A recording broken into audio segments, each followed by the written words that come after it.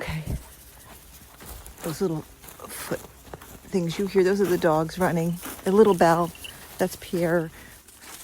What you're hearing is me about to go for a walk in the woods near my weekend house during the holidays. I've got 4 dogs with me. It is 7 in the morning. Crazy, and I'm about to enter the woods with all 4 dogs. I hope we don't encounter, I'm not kidding, I hope we don't encounter a bear. Anyway, walking into the woods, it's dark and the snow is coming down on my head. I'm definitely over my head with 4 dogs at one time, but I'm doing my daughter a favor, and it's scary. It's scary what I'm about to do. Very scary. Good news, we did not encounter a bear in the woods, thank God. But what that walk did provide me with was an opportunity to think about why we, or specifically I, sometimes do scary things like go for a walk in very dark woods. Today on Becoming You, I have 2 things I want to share. 2 things. We'll return to the walk in the woods with the dogs in the second part of the show. But right now, I'm looking at my calendar, and we are deep into January at this point. Can you believe it already? And I'm guessing that you, like everyone else in humanity, is already falling behind on your New Year's resolutions. And maybe you didn't make resolutions because everyone knows resolutions are dumb, but your New Year's ambitions. And one of the reasons we fall behind on our resolutions is because we just take on too much onto our plates at the beginning of the year. And we just say, oh, I'm going to do these gigantic things. And our life is just evidence of us, having eyes that are bigger than our plate. I think that's the saying. And maybe you wanted to go for a run 3 times a week. God knows I need to start exercising again. I really do. Well, maybe you, like me, made a long list, a larger than life list of everything that your life could and should be. We all do this. And you should not be surprised that I am part of this. And so I say my problem, and it's a pretty big one. And I know the reasons why. So don't at me about this. I know the reasons why. I say yes, yes, yes, yes, yes to everything in life. Okay. And one of the reasons, if you must know, because you're wondering why, is because I had to say no for a long time. I had to say no for a long time because I had children, and I had to say no for a long time because my beloved husband was sick. And I said no to a lot of stuff, and I'm in this point in my life where I'm saying yes to a lot of stuff. Also, I happen to love the people asking me to do stuff, and I love my work, and I'm a person who just wants to live very, very big. And so I say yes all the time, and maybe you do too, okay? Especially at the beginning of the year when time throws you this clean slate and it says, go ahead, make your bold predictions, make your resolutions, announce to the world what you want to do. That happens early in January. And I signed up for a million, billion, trillion things. And I will be honest, this happened before January. It did. Over the past few months, and I'm going to say it started probably 6 months ago, I started to say yes to so many things that the people around me thought that I was cuckoo for Cocoa Puffs. And I kept on telling people, I can do it all. I can do it all. And then the bill came due. Because actually starting in September, it was kind of crazy what I had said yes to. Now, again, this story ends well, just like the story about the woods. We're going to get there. And in fact, this story ends so well that I'm in a red beret and I'm marching in a parade. So stay with us to hear how that happened. Hello. This is Susie Welch, and this is Becoming You, the podcast where each week we explore that little tiny, inconsequential question, what should I do with my life? I really love this idea that there's 3 Ds in terms of how you live. There's default, which really is how we all live all the time, reactive, events overtake us. We just sort of muddle through the day and we live in default. If that sounds familiar, you're not alone. You're just with billions of people who just generally exist and survive that way.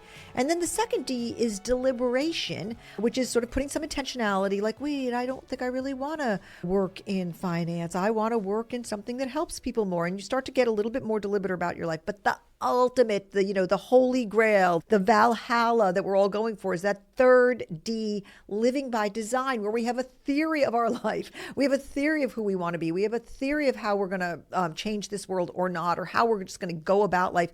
And then we live by design. And that is the golden ring, isn't it? You really want to live with that third D of design. That's why people take Becoming You. That's why people study this methodology along with me. Thank you for doing that. And look, Becoming You asks you, okay, to lift your eyes up and look at the horizon and think about your values and understand your aptitudes, really dig into these things. Think about what interests you, okay? But sometimes you just gotta survive, okay? And I have just experienced a period like that in my own life. I want to talk to you about it. Hope you don't hate me after I describe what a mess I got myself into. But even I, who, the answer lady here, sometimes gets herself in big stinky messes. And I did survive, and I want to talk to you about it because I learned a lot from this experience. I learned a lot about myself, and I think I have a heart for people who are struggling. I remember one time early on, I just was dating my husband, Jack. And Jack was a bold, successful, kick-ass guy. Life came very easily to him. He was the smartest person ever. He had a genius mind. He was likable. Everything came easily to Jack. And he was an only child of an Irish mother. And so the sun rose and set on his head. And one of the things I think that I added to his life, and he would tell you this if he was still among us, is that I made him understand, or I brought him to a place where he understood that for many, many people, life is really hard. Just getting through a day is hard. People have grief. They have anxiety. Things are tough. And I think that I have a heart for that. I grew up in a house where there were people for whom life was very hard. I understood that that's part of the human condition. But in general, I still like this idea that you lift your eyes to the horizon and you live with some kind of design when you can. And actually, there's a second part of that, and that's if you can. So look, here's the story of when Susie had to lower her eyes from the horizon, and I've just come through it. This is how it went. Look, I'm a professor at NYU Stern School of Business. I love my job. I'm also happen to be, my Enneagram tells me, and everything I know about myself tells me, I'm a little achiever. I'm the girl who wants the most claps. I want to say yes to everybody. And one of the great blessings from God in my life is that I've been a successful teacher, that my students tell me that I'm a very effective teacher, and I love getting my ratings every semester because then I go to my room and I secretly gloat all over them, and I look what a good girl I am. And I actually love the fact that my students love me. You know what? I love them back, and I want to be a great teacher. And so what happened last year was a lot of different schools at NYU came around and they said, Susie, will you teach this section? Will you teach that section? And what ended up happening was I was approached by 4 different schools at the university, and they all asked me to teach different sections of my class. And dear listeners, I said yes to everybody. And I wasn't really paying attention, or maybe I was kind of paying attention, and I kept on thinking, you can do it, Susie, you can do it, you can do it. And what ended up happening was this semester rolled around in September, and I was signed up for teaching 7 classes, okay, in the MBA program and in the executive MBA program. And then I was teaching even another class to NYU administrators. And I also taught in the Washington, D.C. program. And the facts are, it was my fault. I said, yes, yes, yes, yes, yes. I can do it, I can do it, I can do it. Look, suffice it to say that this was an epic, all right, fine, I'm going to say it. It was an epic shit show, okay? It really was. And there were weeks where I would look at the week ahead and I would see, I have a friend who looked at my schedule because she was trying to get onto it. And she said, is this a joke? And I said, in a dark, macabre way. So anyway, I made a decision. And it was this: don't look up. I was just going to live the way I lived for many years that I'm not proud of, where I was just in survival mode. And I was actually going to make it kind of minute by minute.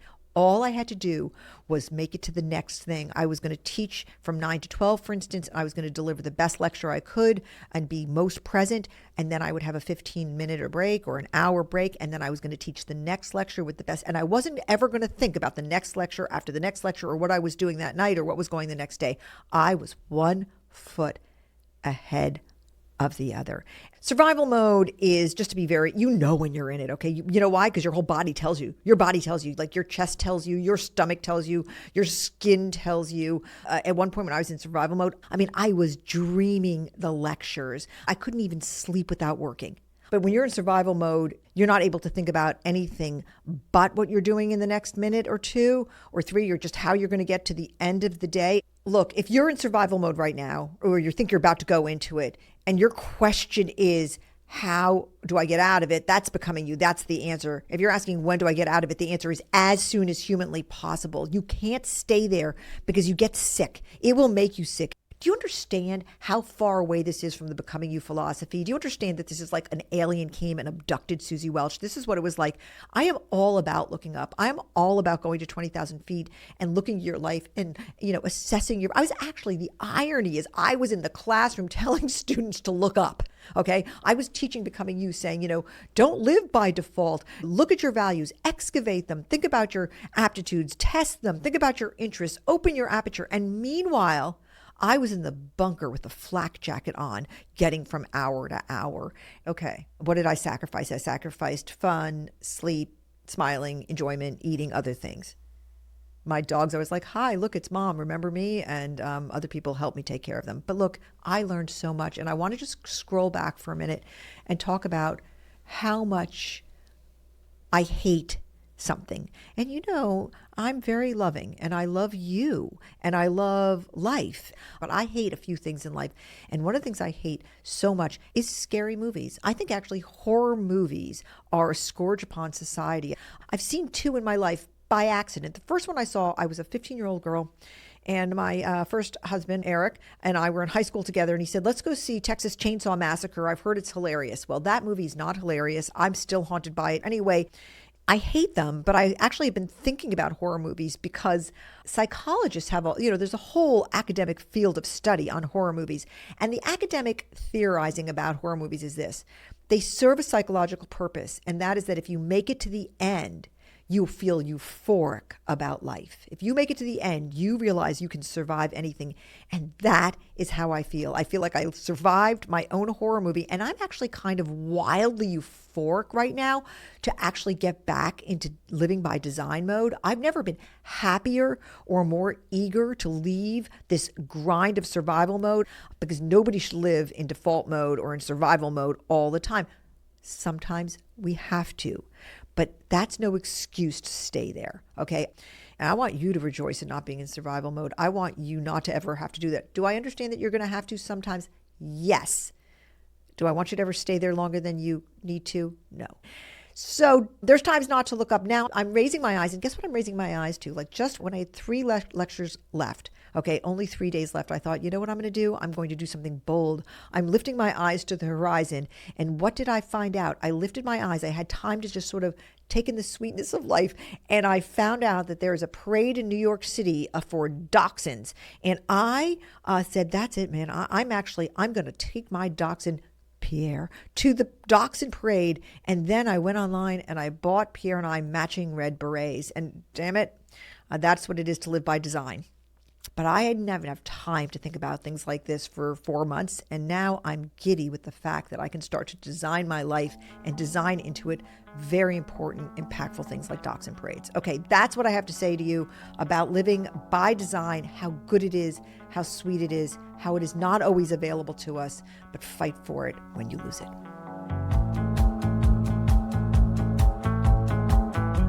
I'm Susie Welch. I'm becoming me, and you are becoming you, and we are in it together, and we will have more in just a moment.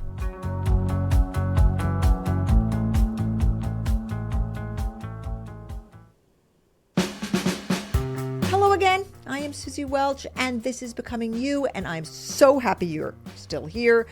This is the show where we kick around that little tiny question, what should I do with my life? We kick it and kick it. And we're going to get into the goal, I'm telling you. All right, now we are going back into the woods, away from that feeling that there's just too much happening, and into a state, a place where I'm worried about what is going to happen or what could happen. Everything's under control. I guess I'm just asking myself a question you may be asking yourself, which is why am I doing something scary? I'm doing something scary because I do something scary constantly. I don't know. I do know why. I do know why. Because it's in me to push the edge and to do scary things, because when you achieve them, it feels really good and you grow. That's the very clean answer. I'm not sure about the messy true answer. Oh, nice. I do know that every time I do something hard and I achieve it, I decide to do something hard again.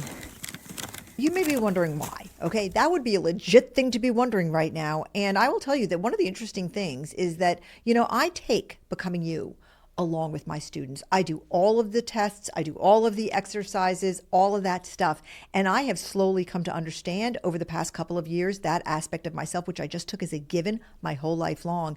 And it's linked to what my Enneagram would say is my achiever type, that I am driven to get the most claps. And so obviously when you achieve hard things, you get louder claps. And it's also very much attached to this value of scope, of like just desiring a life that's big and exciting, and being willing to take the chaos of it. And I get all the pieces of me that put me in that place. That's what my husband was like, that we both had this characteristic. I feel comfortable with people like it. And I still, though, I'm going to be honest with you, I still have a little bit of wonder when I do it. Like sometimes I do scary edge pushing things and I say, why, Susie, why? So you look, I'm a professor at NYU Stern, and this is an important setup for what I'm about to say, which is that a few years ago, I got a bee in my bonnet that I had to be like my colleagues and get my PhD. Okay, and everybody had a PhD. And so I went to go talk to the head of my department, a magnificent human being, Stephen Blader, renowned scholar of negotiation.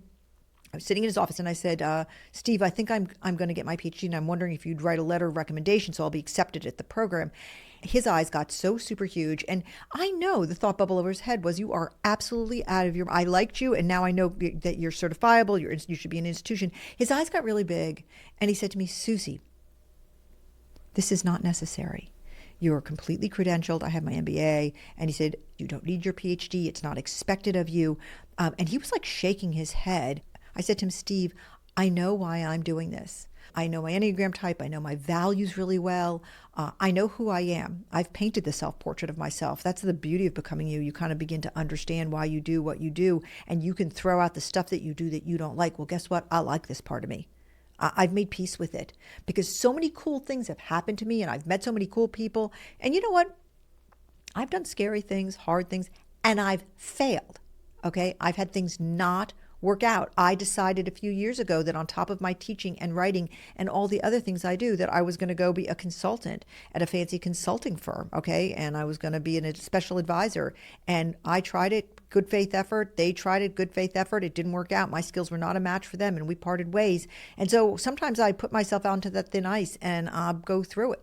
Okay. So it doesn't always work. So I'm not doing it because it's guaranteed work, and I'm doing it because somehow opening the aperture of my life and doing all these crazy ass things are like getting a PhD at age 65, which is, we can all agree, the definition of crazy ass. It meets my needs. It meets who I am. It's part of my self-portrait. And I have the choice to throw it out. I have the choice to throw out these behaviors because they're values and those are optional, but I choose them. I choose them. There's very little light in the woods because of the snow coming down, and the dogs are just covered, all of them, with like a coat of white snow. They love it. It's they're not scared. I think they're really excited. They're like looking for the deer that I don't want them to see, and I don't think they want to see a bear either. I can barely see the path ahead of me. Yet another metaphor here in the woods. I can barely see it. I can kind of make it out. It's uphill. Oh God, the metaphors are everywhere. I'm thinking a lot about I'm not kidding. I am actually thinking about the value scope, which this would fall under, which is just the desire to have stimulation and excitement in your life, and a desire to constantly be pushing the boundaries. It's in you. People are mystified by it sometimes, but you are mystified by people who want a little life, like the meme. I like this little life, and you think, I'd rather stick a needle in my eye. And they look at your life and they think, what is wrong with that chaos junkie? It's just a continuum scope.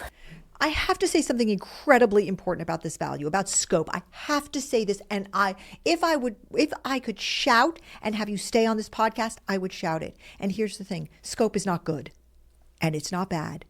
It's just is what it is. I have a high scope level, and it doesn't make me any better than somebody who's got a low scope level. This is a personal choice. That's what qualifies it as a value, okay? And you can change it as you go along in life, or you can tweak yours. And I know and love so many people who have scoped their lives in a totally different way than mine. I have beloved children with very, very limited scope lives. And I look at their lives sometimes and I think two things. I think, how are they related to me? Okay, that's the first thing I think. But of course I know they were, because I was in the room when it happened. But also I think, how marvelous. And you know what else I think about it? Maybe they're right. maybe that's a better way to live. Maybe that's okay. But usually what I think is that's who they are, and I love them exactly like that because I am values agnostic. Okay. Now, when I want to go do something crazy and fun, I want to go with a high scope person. Okay. And because they're going to be just like me, we're going to do something wacky together. I mean, I had an interesting experience when I took my entire family to Sicily to go back to our village, which is Caltanissetta, which is a sulfur mining village in the middle of Sicily. I do not recommend it as a vacation stop. Sicily is so sexy. Everyone wants to go there because of White Lotus. My village is not a place you're going to visit, by the way, but we went there because it was super important for us to see our family origins. I highly recommend that kind of experience, going back and seeing where you're from. Oh my God, what a weep fest. I should do a whole podcast about that experience. But look, I took a whole family to Sicily to go see it and to see where we were from. And everybody experienced this whole wild trip that I'd planned quite differently based on their scope. Members of my family were doing a lot of the crazy, edgy things with me, going down to the sulfur mines, climbing up on a little ladder to see the little tiny grave marker where my grandmother was buried. And other people were just standing there and they were taking in all they could take with their level of scope. We all had a fantastic time together, respecting each other's scope levels. Okay. So there's no good or bad in this. And everybody can, and actually, I would just say one of the beautiful things about having a language around values, a beautiful, beautiful thing is that you don't judge anybody about it. You just say, look, there's this value called scope, which is how much stimulation you want. And some people are higher and some people are lower. And we all have a right to be exactly the way we want to be. In the middle of the woods with the snow coming down with 4 dogs. And actually, I'm beginning to feel exactly why I do it, which is it is so fun and exciting and edgy. And guess what? It's a story. Like, it's a story I get to tell you. Ow, over. I tripped on a branch. The walk is almost over. I can see the end of the path. I've got all 4 dogs. I mean, it's amazing we made it through it. It was a lot of excitement. Hear little Pierre's bell in the background. And I see the end of the path and I'm all those scopy things, like I'm exhilarated and I'm really proud and I'm really excited. My son has this line, do it for the story, which is like when you're scared about doing something, do it for the story, you'll be able to tell. I think that's probably the motto of a lot of scope people. I want to say one more thing about scope. Having taught it and talked to so many people about it, scope as a value, it torments people sometimes. It torments them. It's a funny value that way, in that they think, oh, I should want a lot of scope. Or when I was growing up, I wanted that big, exciting life. Oh, I should want it. I should want to go out. And then they taste it and it tastes bad to them. And then they feel guilty. Like, I should want to go out every night. I should want to go to the museum. I should want to see my friends. And then they think, but I want to Netflix and chill, or I just want to hang out, or I like my little life. I like my little life. They like that. And so scope kind of gnaws at people, and it takes a while. It's a journey to actually titrate it correctly for yourself. To say, this is how much scope I can live with, this is how much I want. And, you can tweak it. That son who said, do it for the story, he was a person who was having a pretty low scope life. And he used that line to tell himself why he should have more scope. Okay. He did that to remind himself. So scope is really a value that you can move the needle on. And you should not beat yourself up if you discover that low scope is the right fit for you, that you do not want to go into the snowy woods with 4 dogs by yourself. It's okay. In a second, I'm going to be able to see the house in the distance. Audrey, come on, let's go. Audrey went off the path. That's what happens. Pierre's got something in his mouth, which is scary, but I think we're going to make it. 1, 2, 3. Where's the 4th? Here he comes. Hey, Rivi. All right. I think I'm about to see the house. Let's see how seeing home makes this high scope girl feel. Actually, to tell you the honest truth, I had so much fun on this scary walk that all I could think was, when I get home, I want to tell everybody about it so they'll go with me on another one later today. No kidding. Oh my God, the snow is really heavy. There's the house. I see it in the distance and it feels good. But I'm not like running towards it. I'm feeling like the last minutes of this walk, this scary walk, I have the hugest smile on my face. River is naughty. Anyway, let's go home, everybody. Let's go. Come up here. You know I don't do this podcast by myself alone in a closet with a microphone, right? I don't do anything alone, but I do not do this podcast alone. Becoming You is produced by Jesse Baker and Eric Newsom of Magnificent Noise. Our production staff includes Muskan Nagpal and Kristen Muller, with help from the Becoming Universe members Eliza Zinn, Hallie Reiner, Maddie Paul, and Tanya Joji. I could not do it without these people. I couldn't do life without these people, trust me. I'm your host, Susie Welch, and this is Becoming You.